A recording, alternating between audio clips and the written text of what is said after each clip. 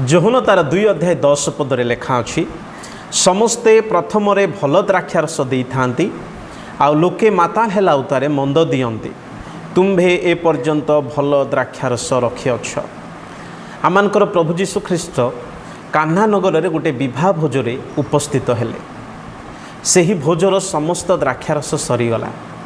परवर्ती समय जिते जीशु को रिक्वेस्ट करा जाउछि आमे 10 पदरे देखुछु जीशु ख्रीस्ट जल को द्राक्षारस परिणत कले एवं जेते लोक ताहा टेस्ट कले से माने समस्ते कहिले जे यह सबुठु भल द्राक्षारस।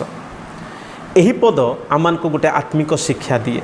ये जगतर लोक सबुबले प्रथमे भल देवे, शैतान सबुबले प्रथमे एंजॉयमेंट दब किंतु परवर्ती समय आपन जीवन को बर्बाद करिवो।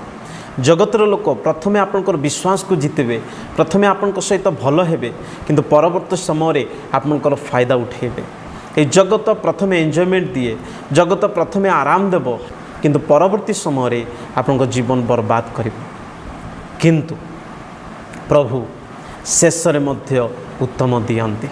जगत कहे वर्तमान एंजॉय कर, परवर्ती समय सफर, किंतु जीशु कहती वर्तमान ट्रस्ट कर एवं परवर्ती समय आनंद एवं आशीर्वाद पाइब। तेणु प्रिय माने ये जगतर ऑफर, शैतान ऑफर जहाँ प्रथमे प्रथमे भल लगे।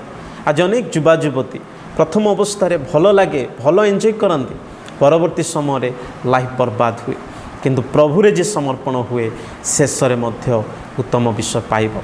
तेणु जगत प्रति नुहे, ये जगतर एस आराम एंजॉयमेंट प्रति नुहे, जीशु प्रति ध्यान दियंतु। शेष मध्य सबुठु उत्तम विषय प्रभु आपन को पाई रखिछन्ते। तेणु तांको ठारे विश्वास करी जीवन को आगामी दिन में बढ़ाई नियंतु।